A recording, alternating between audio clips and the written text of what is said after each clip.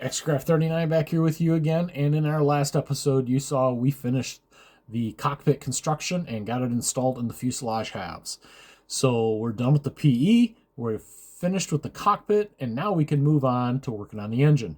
So we're going to get started on construction and do some painting, and then we'll move on probably to the wing section after that. So that's coming up right now. Okay, to start our engine construction, I've already removed two parts from the sprue, E10 and D13.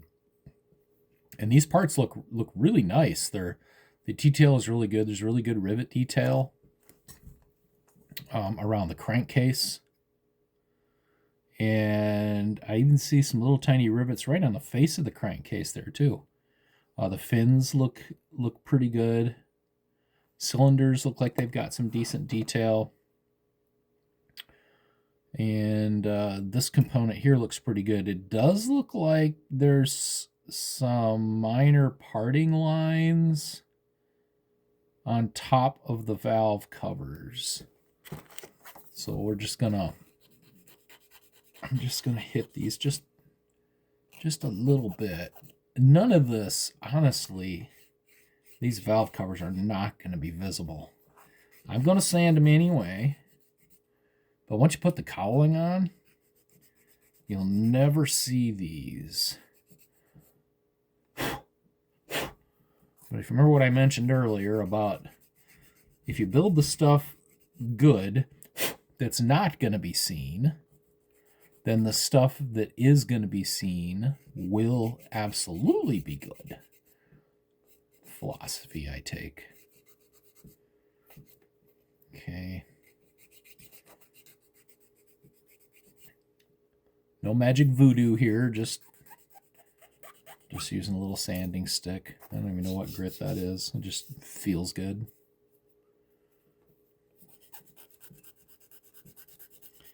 If this is something that's going to be really visible, I would probably go over it with a fine, let's just do it anyway. This a little bit finer stick. Get rid of some of the sanding scratches.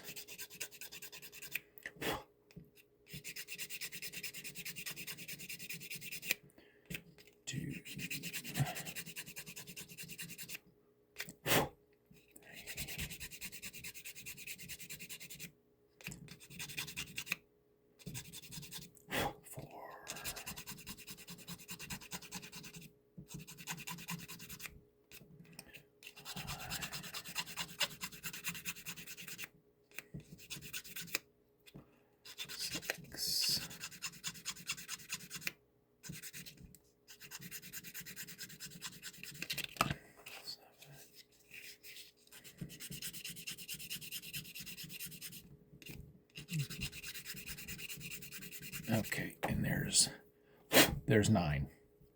And those cleaned up pretty easy. So now to assemble this, there's locating pins here and here, and then the corresponding holes here. So it can only go one way.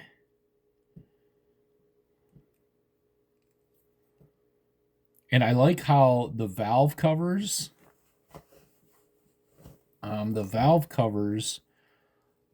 protrude over top of the cylinders for the second half. So it covers part of the seam. I really like that. This is a nice snug fit.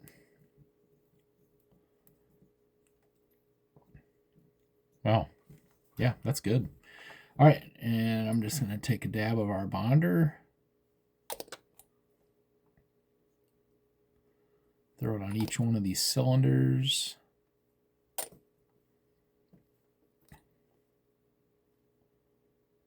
Should wick down in there.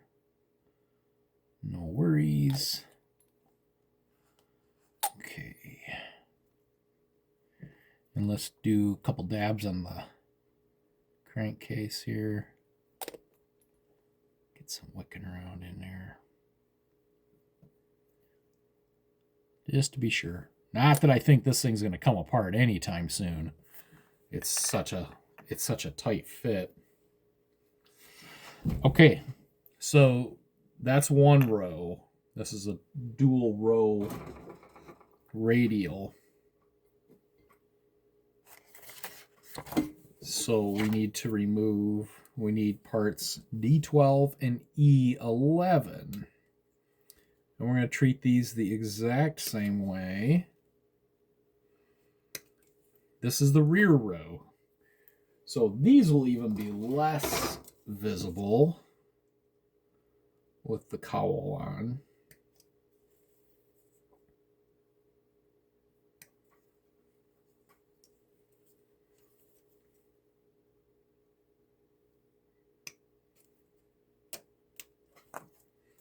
Okay. And where the tree was attached, it left these three raised areas on the back, on the mating surface of 3 of the cylinders. So if you don't cut those off, you're never going to be able to put this engine together. Let me just going to clean up just a little bit of flashing here.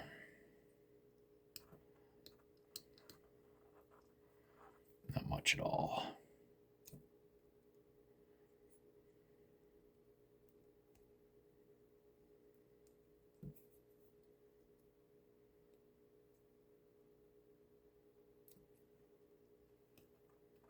Okay, just like that. And then again, these parting lines on top of the cylinders. So we got 9 more of those to knock down here real quick. It does not take much to get rid of that. Not at all.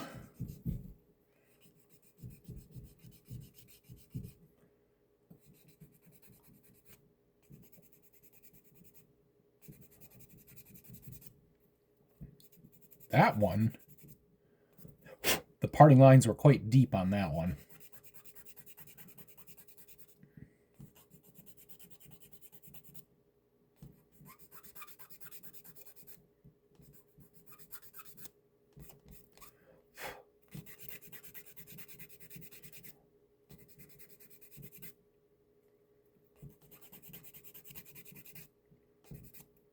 Okay. No big mystery what I'm doing here. Okay, we'll go back. We'll just smooth them out just a little bit.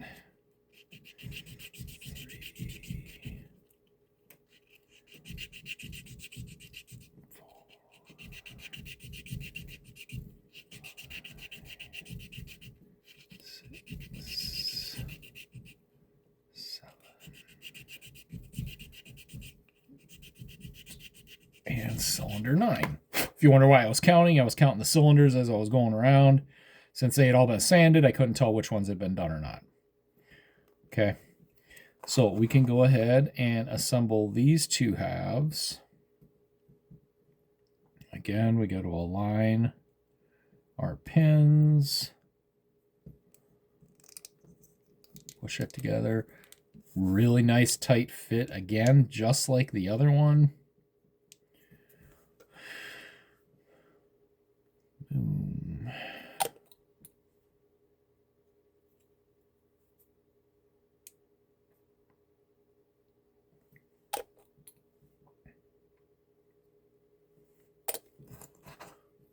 Got a little bit of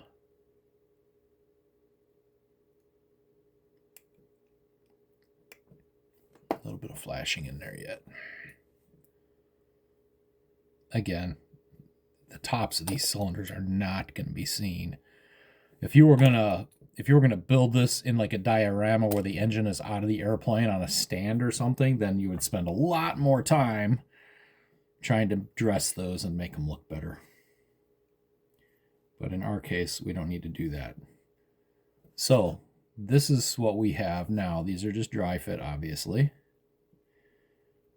But that is basically what we're going to do here. So we're going to paint this before we glue them together, because it'll make it a whole lot easier for getting in to see and paint all this stuff properly.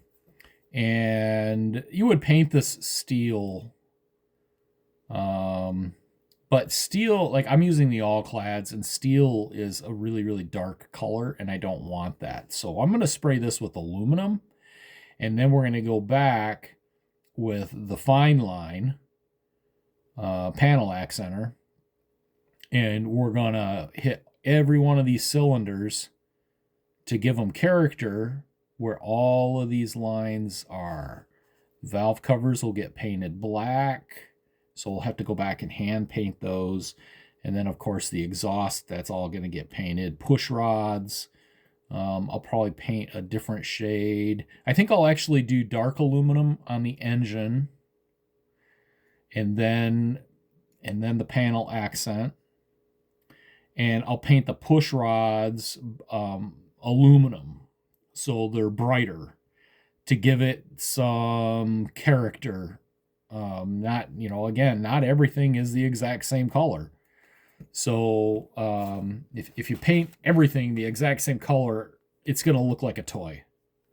And we don't want that. We want it to look more realistic. And by using color variations, that's how we're going to make that happen. Okay, so dark aluminum. All clad, dark aluminum. And this stuff right out of the bottle and into the gun. No thinning required. Oh, and look at that. I did not clean out my gun. Oh, boy. So, cardinal sin. I did not clean out my gun. I sprayed zinc chromate last, and I didn't clean it. The paint down in where the needle is at is still liquid. I was just spraying it out. However, the cup is all dried up. So I'm going to have to pause for a minute, get this cleaned out. Guys, don't do this. This is foolish on my part to do this. So always make sure to clean out your airbrush. So I will be right back. Okay, that took me a hot minute. That paint was worse down in there than I thought it was going to be. So that took me a bit to get it cleaned out. What a dumb mistake that was. Okay, so we got our all-clad dark aluminum. Shake her up a little bit. This stuff separates, so you got to shake it. All the aluminum will settle in the bottom separate from the fluid, if you will.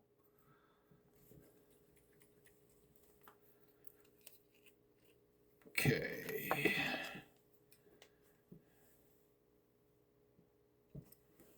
Just use my little pipette here. Fill up our cup. And then, from experience, boy, these bottles are easy to knock over. So, we're going to throw that cap back on there. Okay, I went ahead. I did this. There's a convenient hole on the back. Stick a toothpick in. Put it in a clamp. Let's move our manual. I don't want to get paint all over it. And we're just going to spray this down. And this stuff covers really well. Sorry, I'm going to take my glasses off. This stuff covers really good.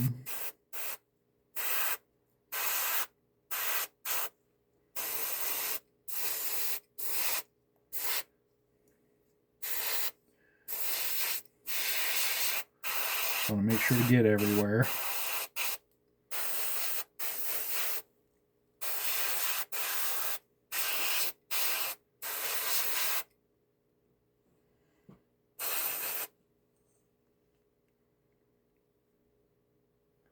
Okay, there's half. We'll get the front side done now.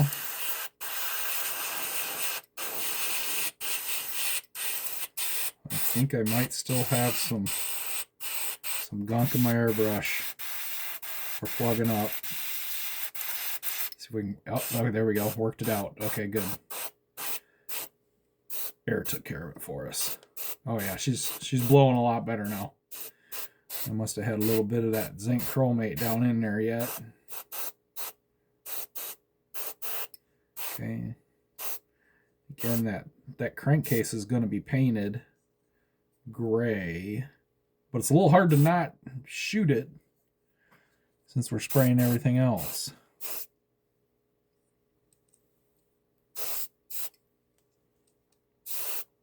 Okay. So there's our second half. Let's just let that set. Okay. We're going to let these set for a few minutes, and we'll come back and we'll do some of the panel line enhancer on it. But I want to give this stuff just a few minutes to set up. It sets up quite quickly. This is probably actually, yeah, that is actually dry to the touch already. That's the first half that we did. And I could probably put the fine line on there now, but give me just a second here, and I'm going to clean out this airbrush, and we'll be back to do that. Okay, I got my airbrush cleaned, and I had to go back, even though it started spraying better while I was doing the all clad. I had to go back and do a complete teardown on this. There was all kinds of dried paint up in here. And when you're cleaning your airbrush, if you're putting something in here and you're blowing it through and you're getting air bubbles, you're either going to have two problems. One, your tip is going to be loose, or you have a blockage. Or another way you can clean an airbrush, I don't do this anymore. There's these 3 holes around here, and there's the tip. So it's hard to block all that. But what you can do is, if you're able to do that, you put your cleaning solution, whatever you're using, in here. In this case, I used lacquer thinner to get it all cleaned out. And if you block the tip and pull your trigger, it'll blow air back through the cup to like agitate things and help clean it out. I found I use pipe cleaners and just blowing cleaner through it. It does really well for me. However, with the gummy dried, half dried Vallejo air that was up in there, I could not get it clean. I had to do a full breakdown.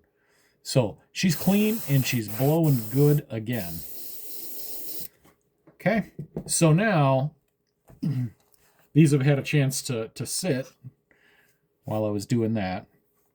We'll start on the rear cylinder package, and we'll even start on the very, very back that won't ever be seen. So just in case something goes wrong that we don't like, okay, we're just going to touch all of this stuff with our panel line enhancer. That's going to give us some character. And this stuff, as it dries out, will lighten up some. So as the solvent dries out of it.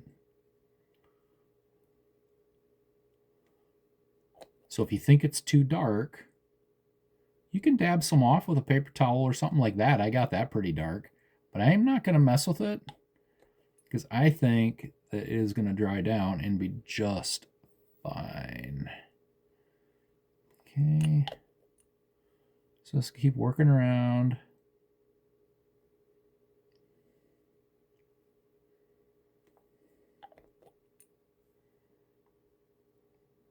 I'm sure there's other ways guys like to do this. This is the way I like to do this.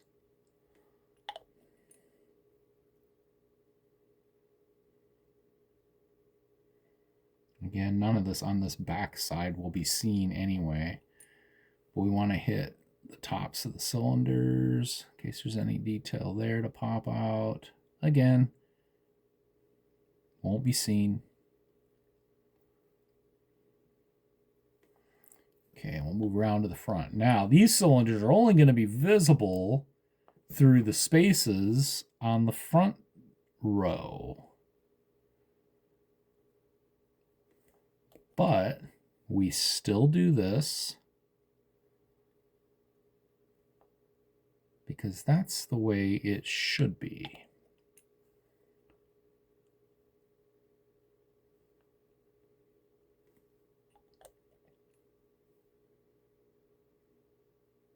I am not being neat about this, you can tell. Because grease and oil and age is not neat. It has a randomness about it. Not every cylinder is going to look exactly like the cylinder next to it. So we're just going to do that. Oh, I missed some on this one. We'll get that. Okay, so that's what we've got so far. And I'll stick this back in my clamp here to hold that. And this one I ended up using a cutoff Q-tip and a toothpick to stick in there to hold it. And then I stuck it in my clamp. Okay, so same thing. We'll start with the back side. Just no particular reason.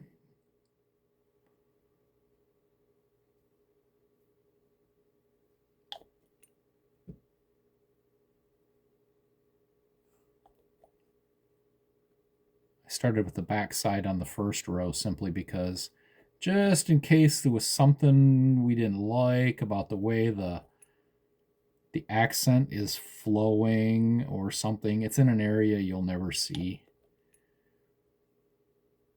And so if we needed to change something, it wouldn't have affected any of the visible stuff. Okay. Right on around all 9 of them. Okay, we'll hit the top.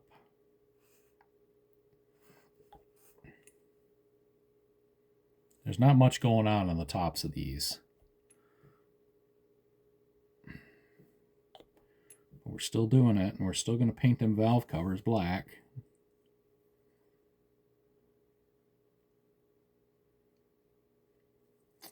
Okay, and we'll come around to the front side here.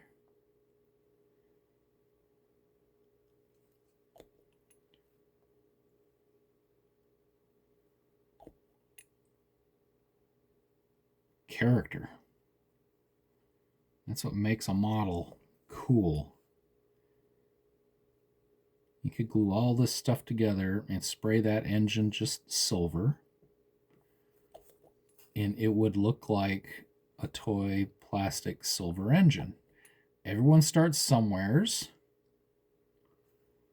and I guarantee you that in my past, I have more than likely painted radial engines just silver. Or I dry brushed. And if that was the case, matter of fact, I know that's what I did in the past.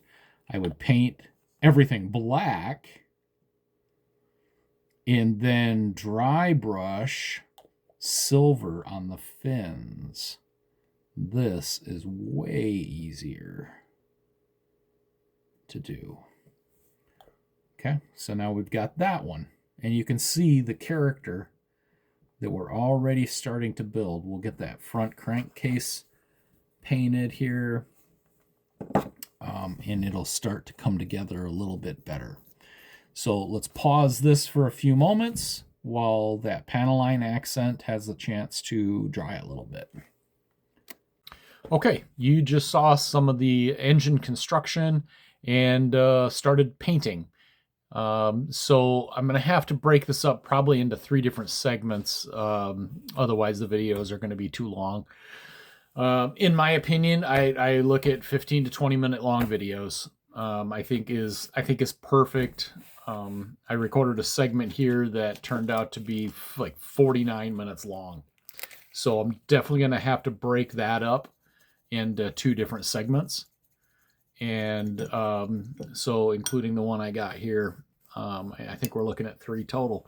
So keep your eye out. Number 2 will be coming along soon. And remember, keep your fingers out of the glue.